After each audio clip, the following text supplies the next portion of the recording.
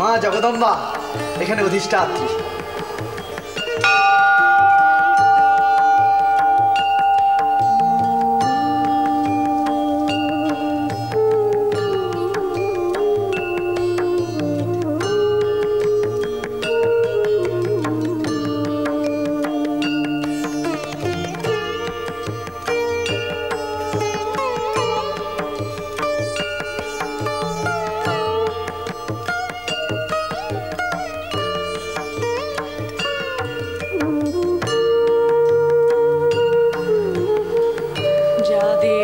সর্বভূতেষু শক্তিরূপেণ সংস্থিতা নমস্তস্যৈ নমস্তস্যৈ নমস্তস্যৈ নমো নমঃ।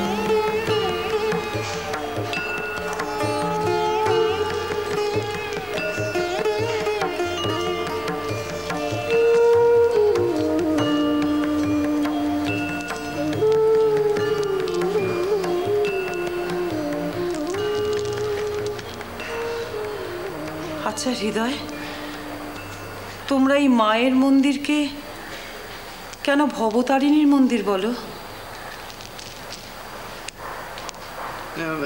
আগে ওই আপনি অনুমতি করলে আমি নিবেদন করতে পারি। বলুন, আমি জানতে আগ্রহী। যদিও এই মন্দির প্রতিষ্ঠার অনেক পরে আমি এখানে কাজে লেগেছি, তবুও এর ইতিহাস আমি জানি। এই মন্দিরের প্রতিষ্ঠাত্রী স্বর্গাগতা রানী রাসমণির শ্রদ্ধেয় গুরুদেব এই নাম দিয়েছেন।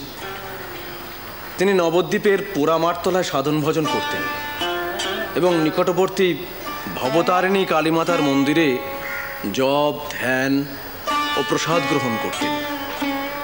সেই দেবী ভবতারিণীর নাম অনুসারে রানীমার গুরুদেব এই মন্দিরের নাম দেন ভবতারিণীর মন্দির।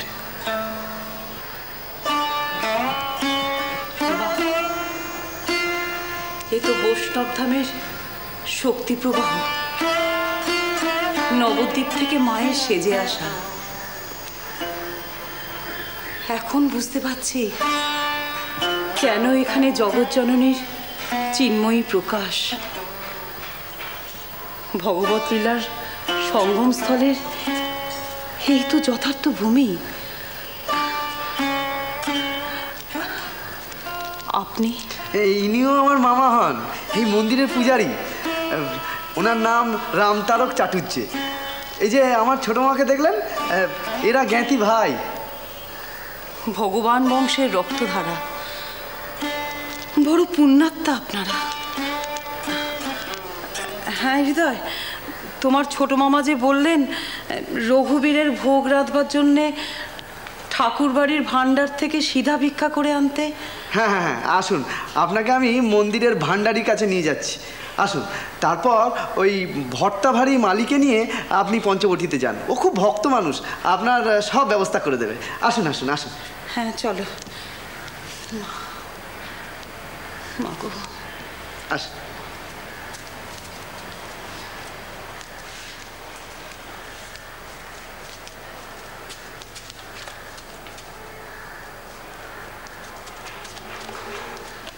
আচ্ছা, ও তোমার পরিচয় জিজ্ঞাসা করলো, তুমি তো ওর পরিচয় জিজ্ঞাসা করলে না। কোনো মহিলার পরিচয় জিজ্ঞাসা করাটা শিষ্টাচার সম্মত নয় বলে।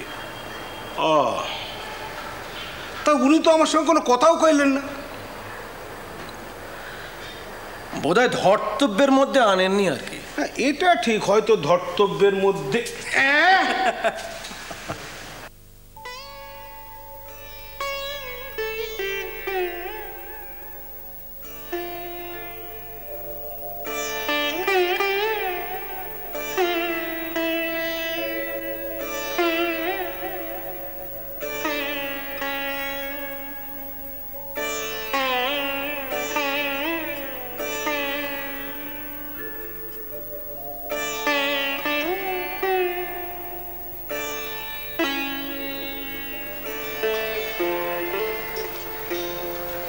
কিরে হলধারী দাদা, জানো তো মা না খেয়ে গেল। হ্যাঁ গো, ফল প্রসাদ মাখন মিছরি সব আমায় খাইয়ে তারপর মা তো তাই ছেলেকে না খাইয়ে জল স্পর্শ করতে পারলো না। বড় ভালো লাগছে গো, বড় ভালো লাগছে। এর আগে চিনতি? না। তাহলে ভাবলি আর হুট করে ডেকে আনলি? এই দেখো, তাতে কি হয়েছে? কিছুই হয়নি, হবে আবার কি? বুঝেছি।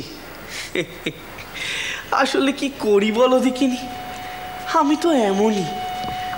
আমার মনে যখন যে ভাব আসে আমি তখনই তা করি, না করতে পারলে আমার মন শান্তি পায় না যে। আসলে কি জানো, এই এই যে জীবন, এর কি আছে বলো দেখিনি? এর তো কোনো দাম নেই। এই আছে তো এই নেই। তাই তাই আমার প্রাণে যা চায় আমি তাই করি।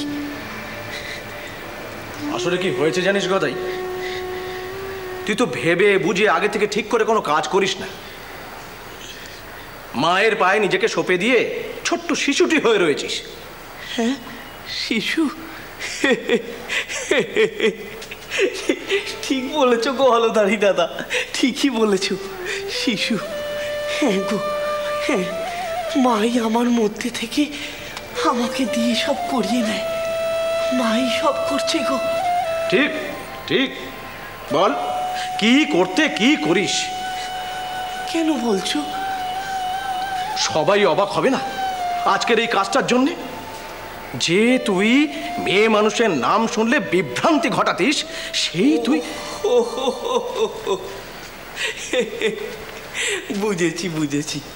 তা আমি কি করব বলো দেখিনি?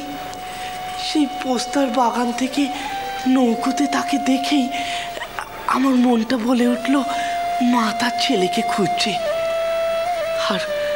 আর ও তো তাই, এক লহমায় মাতৃভাবে আমাকে কাছে টেনে নিল।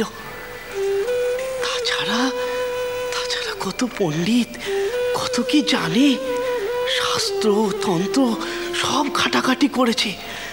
দ্বীপ ভাষাতেও জ্ঞান আছে, আমি বুঝেছি। হ্যাঁ, সে আমি জানি। হয়তো ভবতারিণীর মন্দিরে গিয়ে সংস্কৃত মন্ত্রোচ্চারণ করলে। তবেই বোঝো। আরো কি বলেছে জানো দাদা? বলল আমার এই দশা নাকি মহাভাব। মহাভাব? কি হয়েছে বাবা? এই দেখো কি যে করি আমি। ইস, কেন? কেমন যেন আত্মহারা হয়ে গেছিলাম। হ্যাঁ গো, এই আমার এক ভাব হয়। কালী ঘরেও পুজোর আগে আমি নিজেই খাই। কেন যে আমার এমন হয়? লোকে আমার দোষ নেয়। এ আমার কি রোগ মা? আমি বড় দোষী। এ কাজ তুমি করনি বাবা, এ কাজ তুমি করনি। তোমার ভেতরে যিনি আছেন তিনি করেছেন।